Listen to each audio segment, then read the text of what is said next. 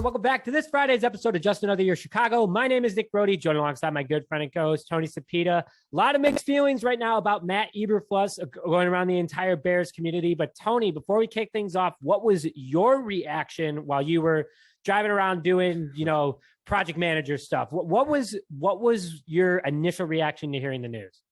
Yeah, the initial reaction was, dang it, we pre-recorded for Jim Caldwell and Dan Quinn. We really didn't think that he would be hired, at least that soon, based on what we were hearing. But as the day went on, I've decided I'm all in. I'm going to give him the industry standard 2 years of loyal, undying support. And after 2 years, I'll reassess. I like his bear down in his video he did. And much better than Ryan Poles. yes. And I also like the fact that he pretended like he's going to bring a Super Bowl to the Bears. And I appreciated that. He told us he would. He's not, I hope he does, but let's be honest. But wow, I appreciate it. I appreciate you need some coffee. He is bringing us a Super Bowl. He is bringing us a Super Bowl. That's going to happen. So just want to get that out there. But, Ryan Poles is our GM. Matt Eberflus is our head coach, and they're already interviewing it and bringing in a bunch of new names. So, and they haven't even had their press conference interview yet. Like they just got to work. Tony saw Ryan Poles this morning again, pulling out while Tony was just putting away his controller from FIFA. But let's kick off things real fast. A few quick things before we go into the names. Bears will officially introduce Matt Eberflus and Ryan Poles on Monday. At Hallis Hall at 11 a.m. Central Time, most likely will be on Facebook, so stay tuned for that. It's going to be a public event. They're not going to keep it private. Yeah. Jeremy Fowler thinks Mike Williams will replace Allen Robinson as Bears wide receiver 1 or wide receiver 2, arguably, because Darnell Mooney could be number 1. Tony, I know that this was your guy when we talked about it a couple weeks ago. Yeah, not to flex, I did say he was probably, I think, the number 1 guy I said we should target in the offseason. So shout out Jeremy Fowler for clearly watching our video and deciding that we were right. So, but yeah, I would love that. I think that would be a great move. Absolutely. So, and then, you have Kevin Patullo is linked to the potential offensive coordinator for the Chicago Bears. We are talking about people who are currently interviewing, but he is the Eagles pass game coordinator, could be coming to Chicago. More to come on that. And then Ben Bloom, Browns running game coordinator, is rumored as also a potential assistant that will come to Chicago. There is no for sure if he'll be the offensive coordinator or he'll have the same sort of position, but another strong candidate, Nick Chubb, obviously Kareem Hunt over in Cleveland. That's not a bad deal right now. But Tony, let's go over the people that are for sure in Chicago right now that were hired this morning. Yeah. So like you said, there's not a lot of for sure's and a lot of these rumors that we're going to be hearing. It is rumor season. We're slowly filling up the slots. We got our GM, we got our head coach, and we've potentially got our defensive coordinator. We made a hire. You've all probably heard it already. Dave Borgonzi. He was formerly the Colts linebackers coach, obviously under Matt Eberflus. So, I mean, I don't know. They just don't have a title for him yet. So.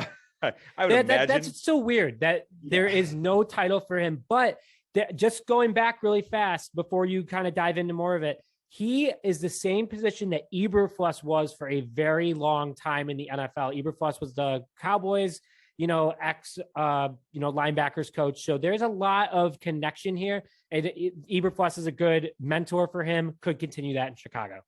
I completely agree. So yeah, like you said, he did work directly under Eberflus in Indy, and that Colts linebacker group is arguably a top 5 group in the NFL. I mean, we have probably an arguably top 5 player in general in Roquan Smith, but they have all the guys. And I believe, if I'm not mistaken, I read somewhere that he basically he was there basically at the start of Darius Leonard, and then was that his name, right? Yeah. So we got right there at the start of him, and he's basically been with them all the way since. And that worked out pretty well. So I will be very happy to see how he works with Roquan Smith and any future potential linebackers. The Colts finished top 10 in multiple categories, 8th in total rushing yards per game, 2nd in rush defense, 5th in takeaways with 25.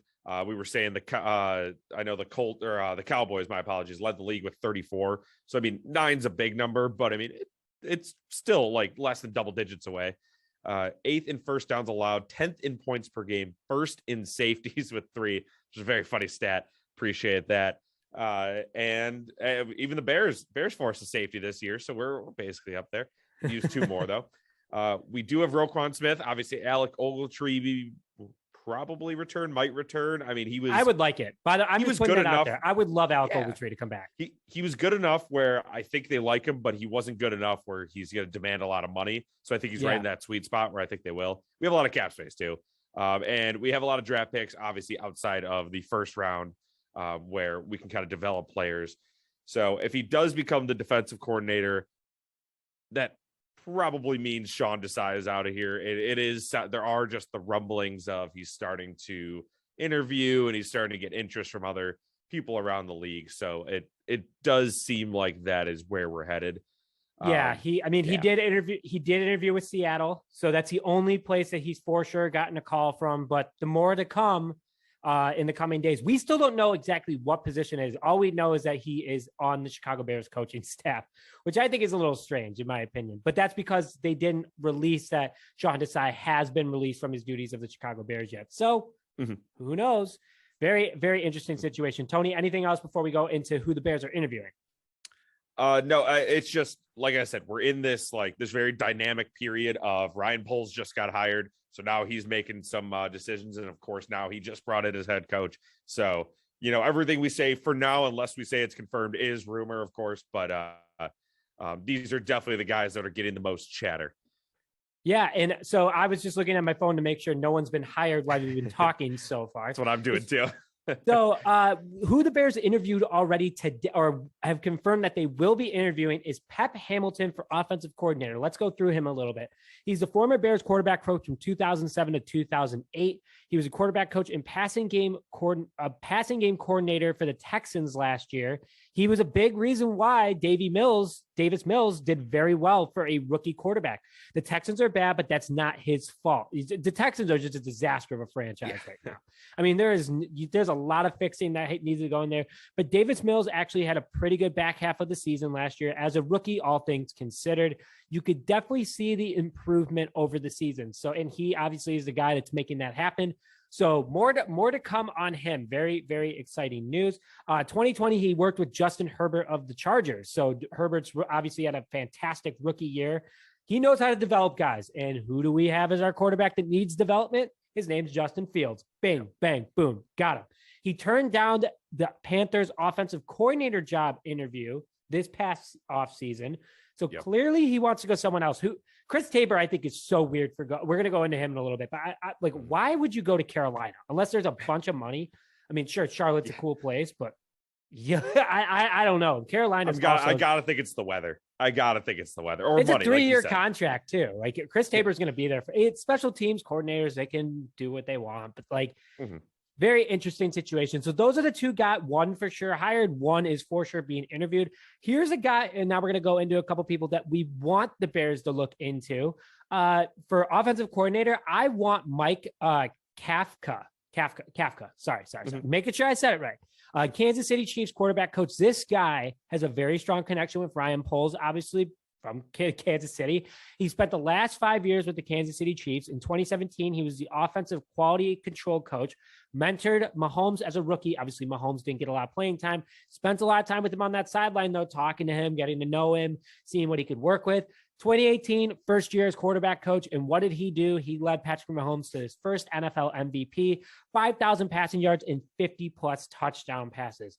Pretty darn impressive. 7th player in NFL, or I believe he's the 3rd player in NFL history to do that.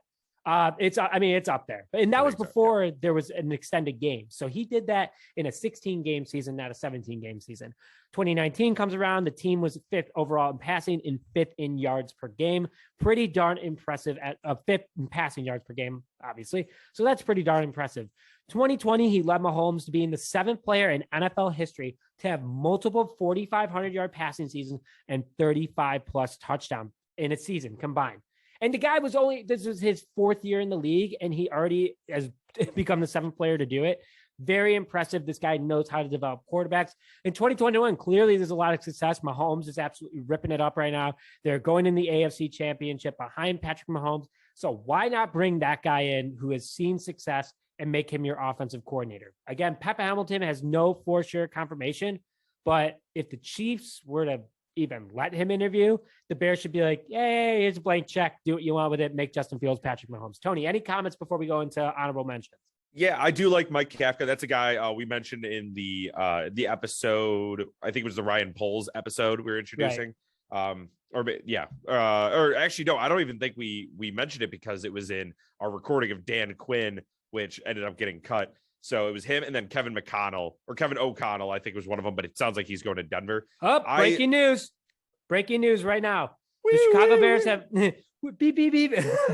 The Chicago Bears have offered Green Bay Packers quarterbacks and passing game coordinator Luke Getsy the offensive coordinator job. That is who exactly we're about to talk about. Ladies and gentlemen, I was just about to say, all right, Mike Kafka, I won't even compliment you. Get out of here, buddy. Luke Getsy. Welcome to Chicago. Well, it's been offered. It's been offered. Breaking news on the podcast. You can't refuse. You know that. You know they made an offer you can't refuse. All right. Well, here's why he will accept the offer. He will be here in Chicago. Here's kind of who he is. So he's the Packers quarterback coach and formerly the Packers quarterback coach and passing game coordinator. He's got a good relationship with Eberflus. Still haven't learned how to say his name yet. My dad is so bad with names, and I am already mad at the Chicago Bears for getting a guy with such a difficult name to say. So moving on, he's most likely, it sounds like, going to get play calling duties, which he doesn't have in Green Bay. That's huge because obviously Matt LaFleur, and it's funny to make fun of the Packers for losing, but Matt LaFleur does a good job calling plays. He's not going to give it up to this guy, and I'm sure just in general, as these offensive or these passing game coordinators, these quarterback coaches, they're trying to move up. They want to be head coaches eventually. They want play calling duties. So come to Chicago, baby. We'll let you have it. Literally, you can do whatever you want. He's clearly in demand. Nick, what you got? Reel in Davante Adams, baby. Bring him to Chicago. Just keep reeling him in. I really like this pickup. I know a lot of people are like, oh, he didn't even call the plays. He really didn't have. Yes, he did. He is an assistant for the Green Bay Packers. He has a lot of influence on Aaron Rodgers' success, and that is what I am very excited about. So if you're telling me you're going to bring in the best staff for Justin Fields, Matt Eberflus said this himself, is that they are going to plan around Justin Fields. They're not going to make him adapt. They're going to work around him. Obviously, they saw what they liked that this guy did in Green Bay. Green Bay's had a lot of success in the quarterback position and overall offense. I love this move, coming over enemy lines to the good guy side, because the good guy does always win in movies, not in real life. Sometimes that sucks. But anyway, that was kind of cool having breaking news. So breaking news, that's your guy. Yeah. There won't be an Instagram post because clearly we're recording right now. It might be a late one. So make sure you follow us on Instagram. But anyway, Tony, real quickly, let's go into our last guy. We have 1 minute left. So I'm just going to rattle off this guy's information real fast. So for our special teams coordinator that we would like the Chicago Bears to bring in, it's rumored that the Bears are eyeing in on him, according to Brad Biggs. Rich Bisaccia. Not even close. Tony's got it. Wow. Rich Bisaccia. That is embarrassing. That was a bad one for me. Bisaccia. That's okay. It is a tough one if you haven't heard it said. So he was obviously, you probably already know who he is, but last year I was the Raiders interim head coach when John Gruden was let go. Went 7-6, made the playoffs. It could easily be where the Bengals are. There's that game. Obviously, if you're watching the playoffs, you can see that that team rallied around him. He was with Tampa Bay from 2002 to 2010, 2002 to 2007. He was specifically a special teams coordinator, won a Super Bowl. 2008, special teams coordinator, running backs coach, assistant head coach. Dude is just all over. Busy man. Parts. It's awesome to see though, because that's great, especially if COVID kind of lingers too. We've seen like Nagy had to, step away for a game, and we saw Chris Tabor come in. That's a guy that you want kind of, a steady hand that can guide the ship. 2009, 2010, he was special teams coordinator, assistant head coach. Then in San Diego, 2011, 2012, 2011 was special teams coordinator, 2012, special team coordinator and assistant head coach. Dallas Cowboys 2013 to 2017, special teams coordinator and assistant head coach. That's a connection. That is the exact time that Matt Eberflus was in Dallas. Just want to put that out there. Yep. So, and finally, the Oakland/Las Vegas Raiders 2018 to now. So he was a special teams coordinator, assistant head coach, and eventually the interim head coach when Gruden went out. again, that very close playoff loss to the Bengals is probably why they let him go. But I mean, I can't believe they let him go. I cannot believe that the Raiders they haven't made it official yet because they're still the assistant. They're letting him bring go, him to Chicago. I agree. That's the thing. They haven't committed to him yet, and it just I don't know. How can you not commit to that guy right away? That's why I think they're really going to let him go. He sat in his hotel room and hand wrote letters to every individual on the team after the season. What a guy. What a guy. No one does it anymore. Picture proof of that. And obviously that doesn't equate to being good at your job, but we already know he has the proven track record, and he still is so passionate about his guys. There's a video going around of him talking to, I don't know who it was on the Raiders, being like, hey man, you're good. Don't worry. The guy was like, and then the guy responded like, thank you, coach. Like, you're awesome. And he's like, no, you're awesome. It was amazing. Yeah. So that's what I got on Rich You're Bisaccia. awesome. It was incredible. It looks like I really like what the Bears are doing. They're bringing in guys that are respected by players, and that automatically eliminates any sort of chance of bad juju in the locker room. Something Matt Nagy was very good at bringing to this team. God, I said this to myself today when I was at the gym earlier today. As douchey as that sounds, I literally thought about, I was like, what is Matt Nagy doing right now? Like, Ryan Pace left town, is just probably chilling. He'll get another job. I think Ryan Pace will get another job as an assistant or even higher up potentially. It's just because the Bears had to clean house in that situation. But Matt Nagy has to be like getting fat or something. Like, I could see him coming back looking like Andy Reid in like 2 years and being like, wow, that guy really let himself go. But he ends up being an amazing coach. It was just the weight. That's all it was. That's Andy Reid's You just need to be fat to be a good head coach. I mean, Mike McCarthy was pretty darn good for a long time. Who else is Bruce Arians is kind of a chunky guy. Andy Reid's pretty chunky guy. Mm-hmm. Wow. I thinking about who's won the Super Bowl. Belichick's he's a little bit of a bowling ball. Like he's got a little. Charlie Weiss was bad though. So listen, I respect the dad bod. Duality I got of the man. dad bod. The duality of man. You know what? If Andy Reid wins and gets free cheeseburgers for life, I want to be a head coach too. That's all I gotta say. Same here. So with that was fun having some breaking news, but now we have our offensive coordinator an offer to a offensive coordinator locked in. More to come on that. Check out our Instagram. Make sure to follow us on Instagram for all the updated information on Bulls, Bears, Hawks, Cubs, and White Sox. But with that, thank you very much for tuning into this episode of Just Another Year Chicago. My name is Nick Rohde, joined alongside Tony Spito. We'll see you guys next time.